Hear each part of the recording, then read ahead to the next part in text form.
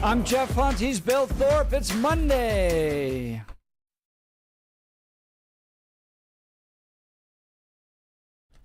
Are we affordable yet? I don't have a lot of faith in that. Question there at the very end of last hour. What is the least affordable housing market in America, since Colorado is number 3? 49 as far as worst affordability. So number 2 in the nation is New Jersey. California, number 1 least affordable housing market, which you can't say, well, it's lack of space, because California has lots of space that it could develop. It is regulations.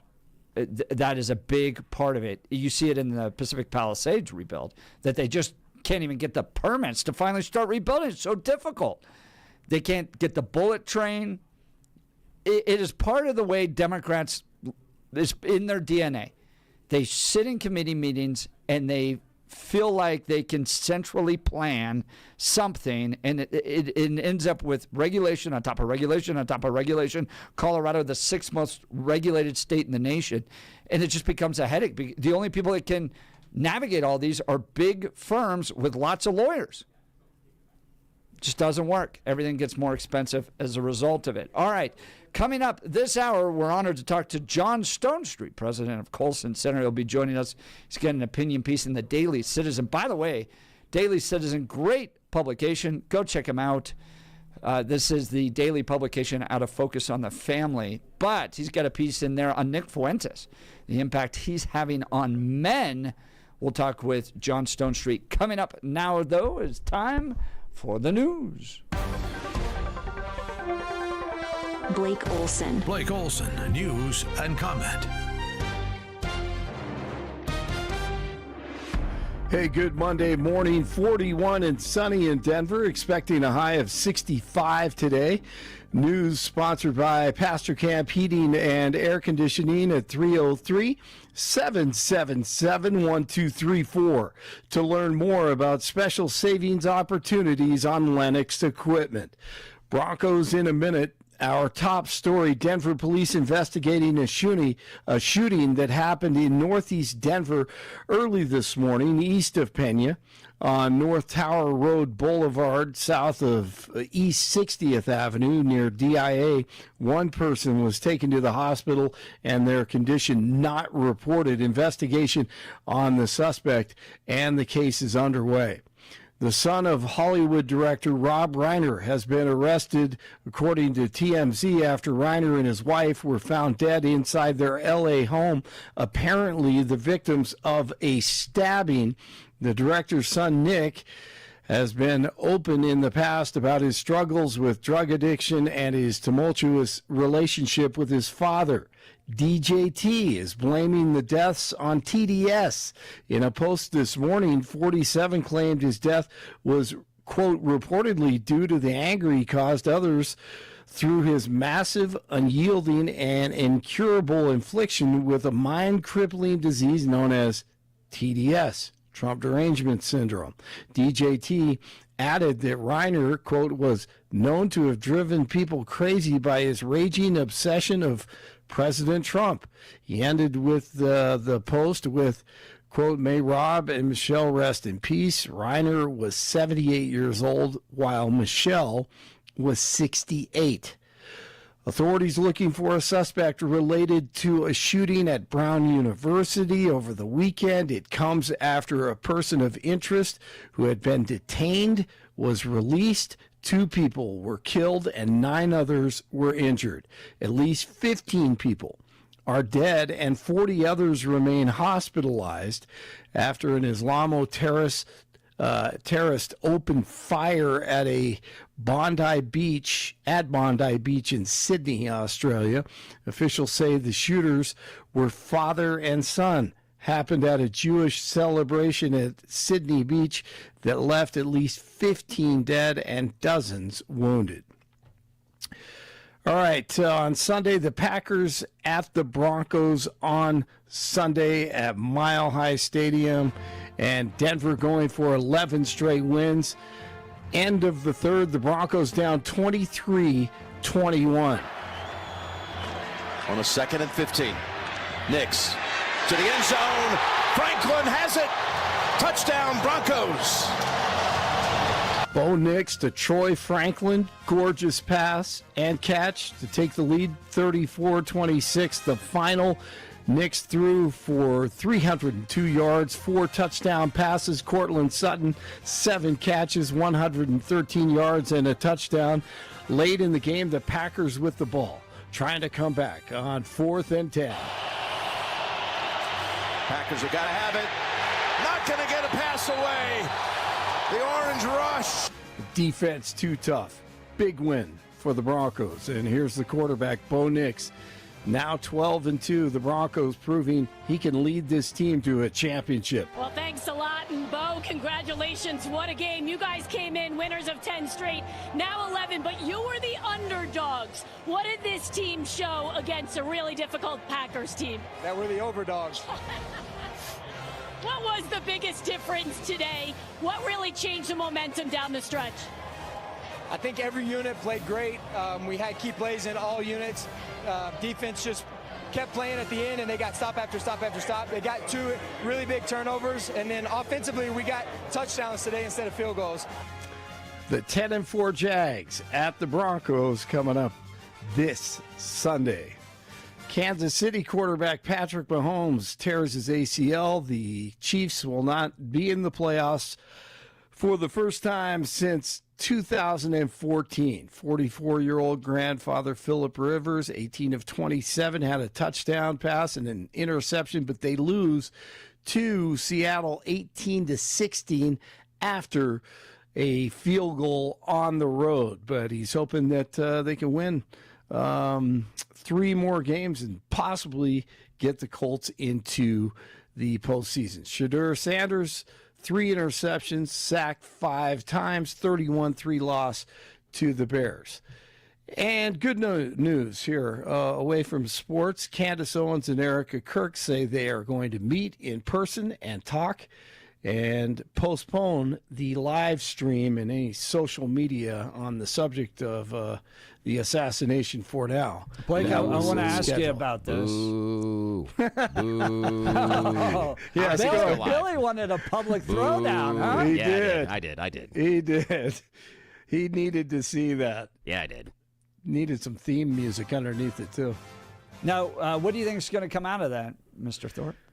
Oh, me? And Blake? Here, I'll let Blake go first, yeah. No, go ahead, Billy. I don't think, well, here's the thing. It depends on the leverage side of things. If Candace really believes what she believes, then there's nothing really that Erica is going to be able to do to dissuade her. But if she walks out of this meeting and says, oh, all my questions have been answered, and then nothing, then it's going to appear as if the conspiracy has taken her over. That somehow she now is part of the larger conspiracy. I think this is nothing more than a minefield for Candace. Oh, wow. Yeah. Is she a part of it now? Goodness. What do you think, Jeff? I think Candace Owens is in dope. She's painted herself into a corner here. So she's going to have one of 2 options coming out of this. One, to Bill's point, if she comes out and says, look, I had sat down with Erica. I had a lot of my questions answered. She looks like just an idiot conspiracy theorist, which is what she is. And she's going to have to admit that a lot of the stuff she talked about was total baloney, which it is. Okay, Turning Point had nothing to do with this. Erica had nothing to do with this, okay? So she's going to have to admit to everybody that she's been an idiot all along. Or she's going to have to double down and go, Erica didn't clearly answer all my questions. She's clearly in on it. And then she's just going to continue with the conspiracy theories, which is where I think she's going to go. I don't think she's an idiot. I think she's really smart. And I think that she is going to unveil some things that Erica has no idea that are going on. I'm guessing that's what's going to happen. But we have 3 potential scenarios here from all 3 of us. And, yeah, I don't know. It could get ugly, or it could be a great thing. Hopefully it'll be a great thing, and they'll understand more and Candace gets her questions that she wants answered, and I think Erica is going to learn some more about the people who work in her organization. Blake. Yes. Candace Yes. Owens has burned bridges with Prager, with Yes, I Daily know. Wire, with I know. Turning Point. Well, with there the- is a hold on now, reason not that with she's Prager, ended up with the- with all these burned bridges. It's because eventually her bosses have had enough of her idiocy, and they just move her on, and she just goes. She is not. Possibly. She's not talented. She's a dope. Oh, I think she's very talented. But and I don't think she's a dope, and she's just asking questions, and there's nothing wrong with that. And we'll see what happens. Absolutely, she has burned bridges. Hey, she said this is war with everyone involved. She wants to get to the truth, and the only way you get to the truth is by asking questions. So let it continue. We'll have an update tomorrow or the rest of the week. Every segment. I mean, if we have to, because this is fascinating. And it's important, too. 40 in Aurora, 39 in Lakewood, 41 in Denver. You're waking up with Jeff and Bill. Blake Olson, News Talk 710 KNUS. Mild air from the Pacific continues to dominate for another week. We're going to see temperatures well in the mid to upper 60s today, 30s to near 40 tomorrow, and lower 60s Tuesday, low to mid 60s Wednesday. It is going to be colder Thursday behind a cold front. That cold front will bring snow to the high country Wednesday night, and Thursday morning. But just a slight chance for a few showers here along the Front Range Wednesday night and Thursday, but Thursday will be cooler. Meteorologist Don Day in the 710 KNUS Weather Center.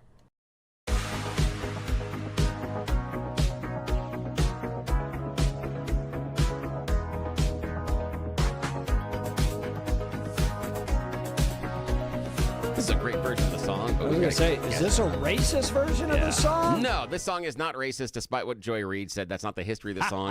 Yeah, it was performed during minstrel times, but that's because slaying songs were popular. It's nothing more than following a trend. It's not a racist song, Joy Reid. You're wrong. And this is a great version. Sinatra's version of Jingle Bells. Well, this is cool. Speaking of racism, let's get to Nick Fuentes, who is a racist. I'm so glad I saw this article from my friend John Stonestreet in the Daily Citizen. Check out Daily Citizen, by the way. It's the daily publication by Focus on the Family.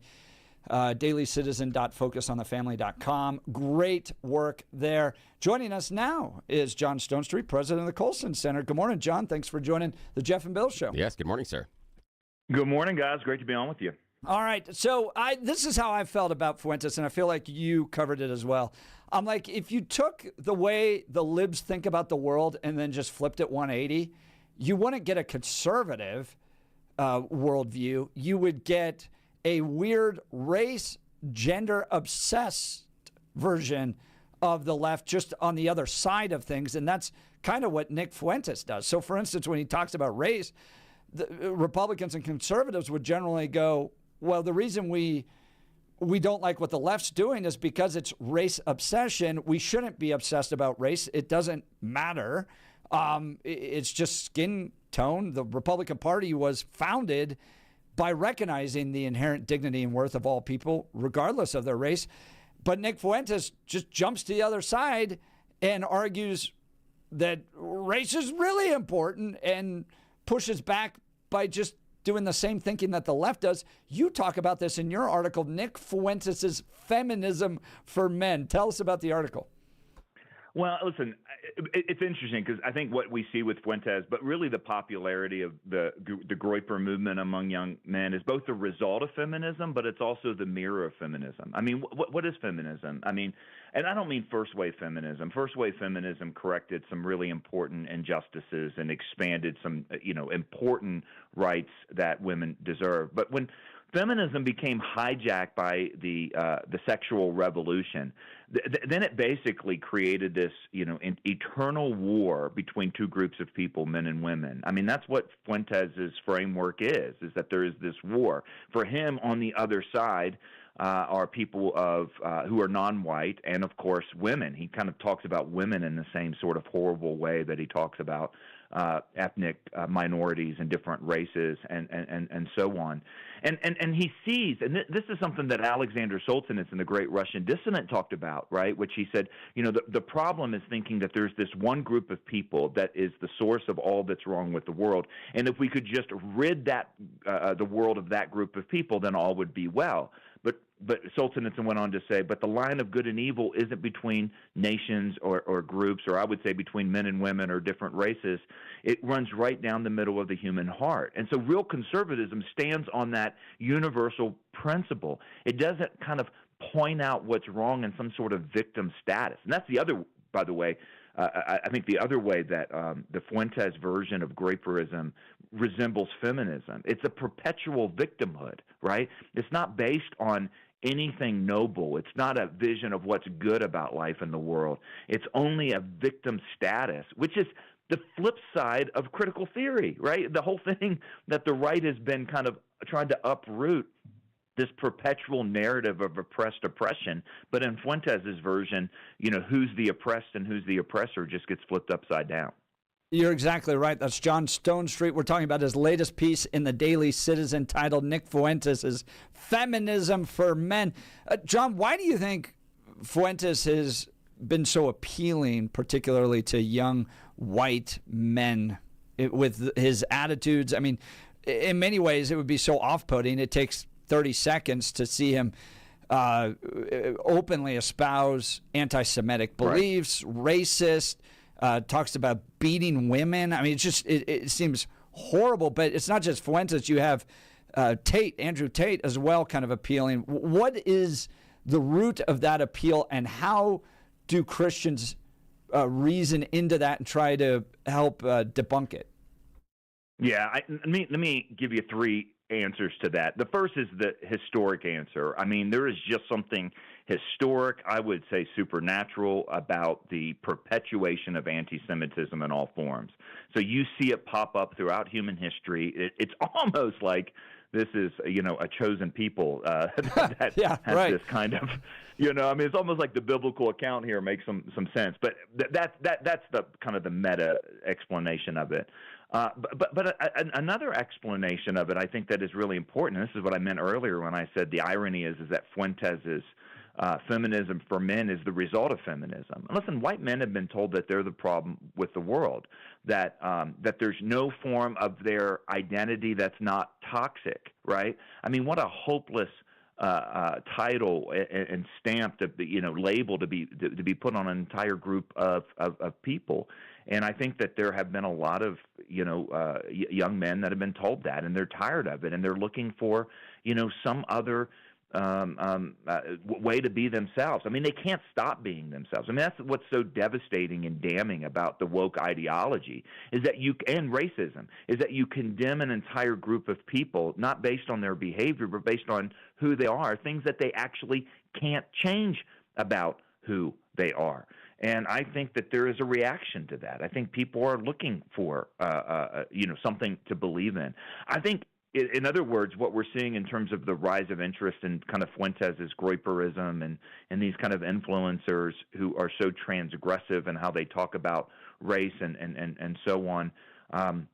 I think it's a reflection also of what we see young men going to church. They're just looking for answers, and many of them are looking for answers, I think, in all the wrong places. John Stonestreet is the president of the Colson Center. So, John, how do you respond to it? I got an email from Nick Fuentes, or someone associated with him years and years and years ago, wanting to speak at the Western Conservative Summit. I had no idea who he was. I was the chairman of the summit along with Don Sweeting. And so I went to go watch his videos, and within 30 seconds realized that he was not a conservative. So how do we help people understand that what Fuentes and Tate push is not actually conservative? Yeah, I mean, well, first of all, what you displayed there was a level of discernment. And unfortunately, it's a level of discernment that we're not seeing across leaders on the right and even among so-called Christian leaders on the right. And so I think the first answer is to condemn what needs to be condemned. The second answer is don't platform what should never be platformed. And you had the horse sense to do that, and it's an astonishing thing to watch an awful lot of people who basically say, well, if you're on my side, if we have the same enemy, then we believe the same things. And that is not the case at all. That's not a position that I think conservatism should take, much less Christian conservatism. I mean, the word, the meaning is in the word itself, isn't it, Jeff? Like, what is it that we're going to conserve? Christians and Christian conservatives have to stand on principle that every single person is made in the image and likeness of God, has moral capacity and moral responsibility and moral accountability, and that we should structure our society around eternal truths, not out of this kind of perpetual reverse victim status.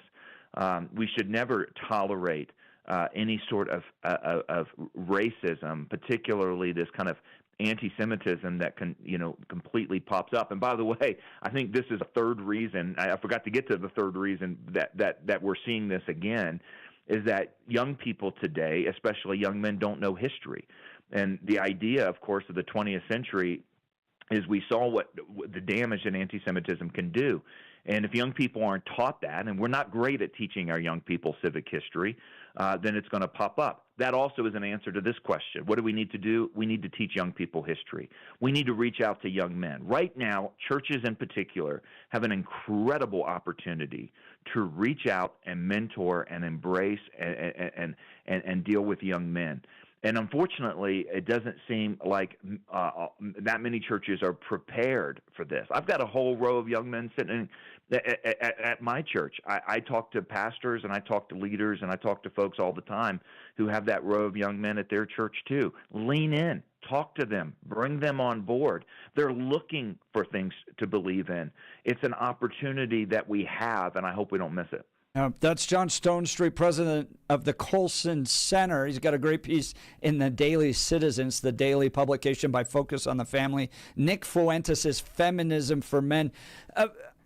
I think, John, too, we don't really teach what conservatism believes in our, particularly in our government-run education program. So I would often say that I was publicly educated in Colorado, went to all through the Cherry Creek High School system, from elementary all the way through high school, then went on to a Christian liberal arts school in California, which was supposed to be conservative. It really wasn't. And my wife and I often talk about, we were never really exposed to what it means to be a conservative, right? To be able to articulate that, to be able to defend free market capitalism, for instance, until we got to Washington, D.C. and started hanging around people and attending events at like the Heritage Foundation. So we were fully educated all the way through, not only government-run education, but Christian higher education. And if you ask me at the end of all that, what it meant to be a conservative, to really believe in limited government, a strong civil society, the central role of faith, of personal responsibility, of free market capitalism, to be able to not only articulate that, but to defend why it's superior to other worldviews, that wasn't going to happen. So we actually had to find it on our own, and you guys kind of do this with the Colson Fellows program, is to help people try to understand that. But to the average person educated in America in 2025, they have no experience with this. So they're going to fall for whether it's a woke worldview or I would say another form of woke view, which is the Nick Fuentes worldview. I think it's all part of a lack of serious education. Your thoughts? Oh, completely. I would use the word formation. I mean, really, this is what Christian discipleship is supposed to be, right? This is what Jesus told his disciples: go in and make disciples of all nations, teach them to obey everything that I have commanded. And we have kind of so privatized Christianity in the Christian setting that it's really just about this personal relationship with me and Jesus. Hey, the good news is that Christianity is about a personal relationship with you and Jesus, how you can be forgiven of your sins, have an eternal relationship with your Creator. And if that's all there was to the system, it would still be really good news. But the Bible basically begins with the story of creation. It gives us the foundation and grounding of these eternal principles upon which all these other things flow. And you're exactly right. I mean, we have an education system that doesn't even give us an American history. It doesn't even give us an understanding of the first principles you found in the Constitution. Christian discipleship should involve Christian formation in the principles of truth and beauty and goodness and image of God and human value and human dignity and all these things. And all the things that you said you were never taught, they all flow from these foundational principles. So you're absolutely right. Now, I do have good news in all this, Jeff, which is the resources are out there, both on the American history front and on the Christian worldview front. Yeah, we've got the Colson Fellows program. This is a way for adults to get caught up to speed. I was really moved at Charlie Kirk's memorial service to hear Dr. Larry Arnn talk about how Charlie felt like he didn't get that education, so he went through 31 of Hillsdale courses, right? Hillsdale College. I'm a fan of Hillsdale College in a lot of ways, and to hear that Charlie, even while he was leading this organization, did 31 of those courses, that's remarkable. And that should challenge all of us to be more like Charlie and less like Nick. That is John Stonestreet, president of the Colson Center, joining Jeff and Bill live. We're talking about a piece he recently wrote about Nick Fuentes, and he accurately describes it. Many of Fuentes' claims are basically a 180-degree flip of what you'd consider basic liberal ideology of the idea of the oppressor and the oppressed. He just flips the sides on that. Now, Mr. Stonestreet, one of the things I wanted to go through is recently, I think it's Rod Dreher, who wrote on Substack about some experiences and conversations he had while in and around Washington, D.C. He's been there for a while, left, and then he's come back. And he said a lot of things really surprised him. And where I want to go with it were two things that he said. He said that in conversations that he had with people, not just individual conservatives and Republicans, but inside of that ecosystem, that there were estimates of somewhere between 30 and 40% of those people that are Republicans working behind the scenes in D.C.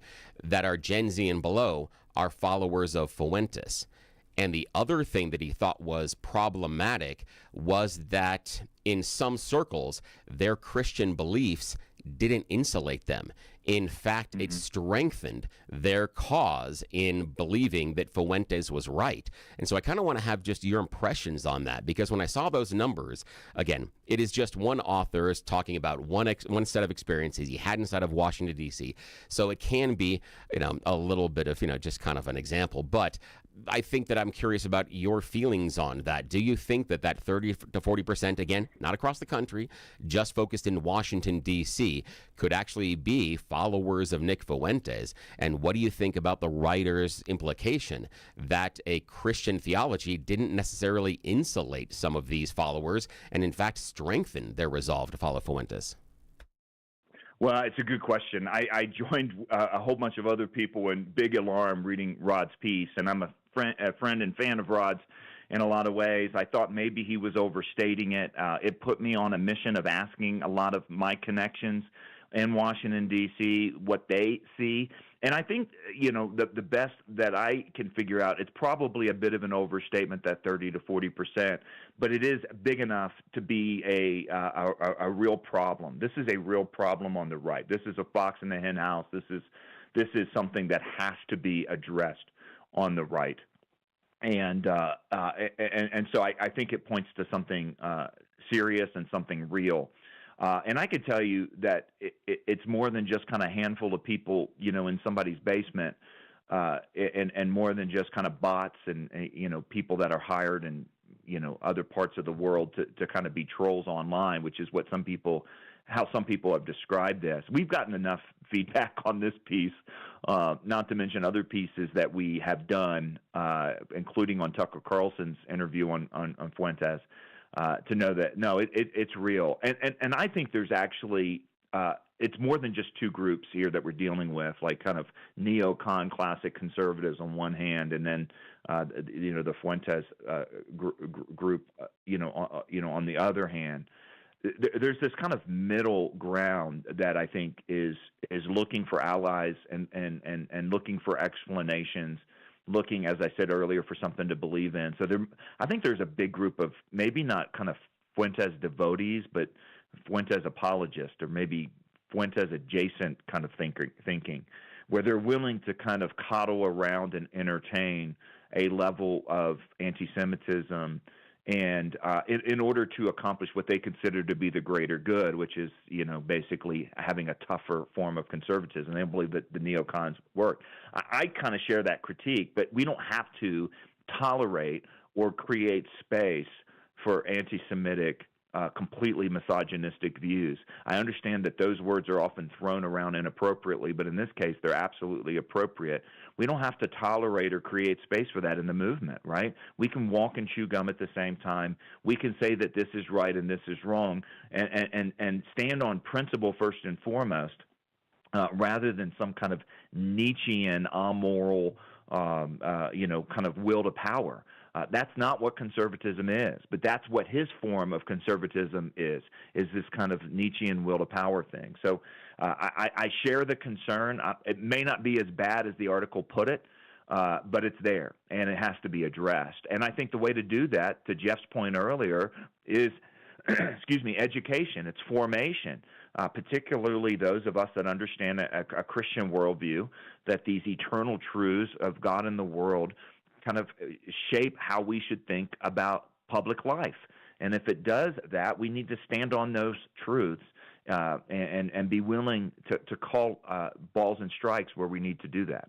That's John Stonestreet, president of the Colson Center. We're talking about a piece he recently authored, talking about the impact of Nick Fuentes on the conservative movement right now.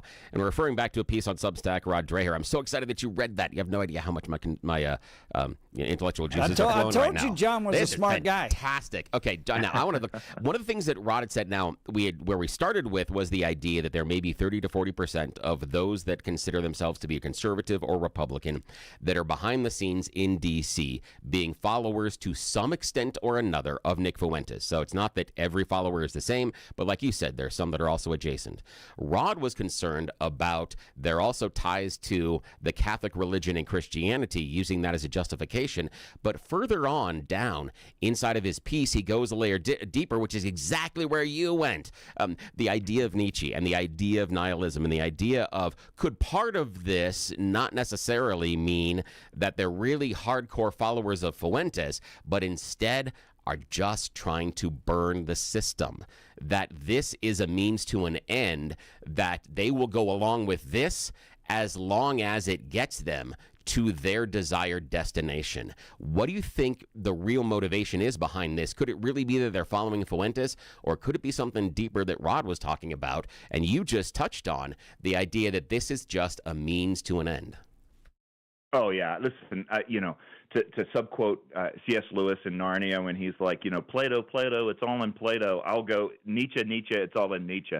And specifically what I mean is it's all in a parable that he wrote called The Parable of the Madman, in which he described where the death of God was going to take a society. Now, at the time, he was writing to a group of atheists that believed that science was going to save the day. Nietzsche realized that if you untethered the world from God, and he believed we should, he just knew that it was going to be a rough couple decades, and he predicted that the 20th century was going to be rough. But he also predicted that there was going to be a thorough kind of loss of meaning and loss of beauty and loss of truth, not even knowing what's up and down and right and wrong and left and right and so on. And I think it's one thing to kind of think through that worldview philosophically or intellectually, which a lot of us do for a living because we're weird like that. It's another thing to recognize that our culture has this running as part of its mood. And there is an entire group of people that have been told that they are what's wrong with the world, but they don't have any tethering to be able to discern or understand that. And so they're just grasping for whatever it is. And Nietzsche recognized and predicted that if you're not tethered to God, what you're going to grasp for is power. And it's going to be kind of an anger, a frustration that drives it. One of my mentors would often say, outrage is not a strategy. Well, in this movement, outrage is a strategy. Victimhood is a strategy. Frustration is a strategy. So I don't know if the question is, what are they following Fuentes or following Nietzsche? My guess is most of them have never read Nietzsche that are attracted to this sort of stuff. Fuentes is giving a popular voice to this Nietzschean idea, and it's the natural consequence of forgetting what life is all about, and it's the natural consequence of being blamed for everything that's wrong with the world. So I can see where it came from. It's just a very, very dangerous a very, very dangerous view. And it's certainly not a view that can build. And that's the thing that's always been about all postmodern philosophies, and this is a kind of a stepchild of postmodernism in a lot of ways. Postmodernism is all about deconstruction. It's not about construction. It's all about tearing down. It's not about building up. And you're seeing this, right? You're seeing this from this movement where, all norms, all beliefs, all understanding of human dignity and that sort of stuff should just be torn down, and the only virtue, if you can find one, is self-preservation. And that's a Nietzschean view. It's not something that you can certainly rebuild a society around. That's John Stonestreet, president of the Colson Center. If you're listening to him and something peaks inside you, gosh, I want to go further down this, or I want to talk to all the parents and grandparents out there. If your child or grandchild came to you today and said, what does it mean to be a conservative? What is a conservative? And you couldn't answer that question, or you stumble around, you don't have the tools to be able to do that, or you want to guide your family to embrace Christian conservative values, but you don't know where to start, I want to encourage you to go to colsonfellows.org. colsonfellows.org. Join up with John Stonestreet. I almost called you John Colson. John Stonestreet. Join up with John Stonestreet and be a part of the Colson Fellows program. It will be life-changing for you. John, we weren't expecting to go down this road, but I want to give you a quick minute because I think it's so apropos to this conversation. If someone wanted to be a Colson Fellow, tell them what that program's all about. Yeah, it's a 9-month deep dive. If you felt like you haven't quite understood the whole framework of Christianity in terms of not just its truth for personal salvation, but what it means that the world is created, what it means that humans are made in the image of God, what are the implications of morality for public life, what does it mean to believe that not only God created you, but he put you in this time and this place.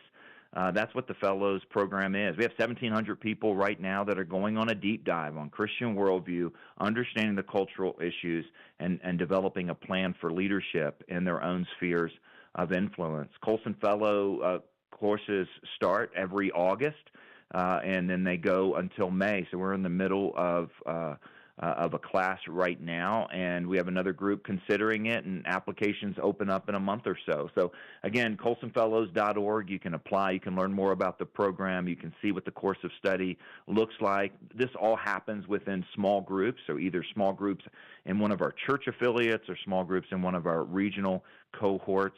And it's a way of kind of going deeper. And that's what we find. We find a lot of Christians who just say, you know what I see out there is too confusing and too complicated for my understanding of the Christian life. We want to bring those into alignment. I'll encourage you, Jeff, encourage our listeners. The Christian worldview is big enough. It's big enough, right? It's big enough because it's true. It's not just true for me and true for Christians. It's true with a capital T. And what that means is that it becomes the framework by which we can make sense of life in the world. And that's what this program was about when Chuck Colson imagined it over a decade ago. And it's fun to watch how God uses people where he has placed them and uses this program in order to catalyze that. He's absolutely one of the best thinkers out there. Go spend time with John Stonestreet through the Colson Fellows program. He also has a daily broadcast with Breakpoint. So honored to spend some time with you today. Thank you, John Stonestreet. Yes, thank you. This has been a treat, Jeff. sir. Great to be with you both. Yes, yeah, and Merry bet. Christmas. Thanks, this is fantastic. Thank you so much for your time. You've been more than generous. This was amazing. You bet. John Stonestreet, his latest piece in the Daily Citizen, which is a daily publication by Focus on the Family. If you go to dailycitizen.focusonthefamily.com. All right, we'll continue. Feel free to join the conversation by giving us a call, 303-696-1971. Text us on the Dan Caplis Law Text line, 720-819-5115. You're listening to The Jeff and Bill Show. This is Denver's Talk Leader News Talk 710, CanUS.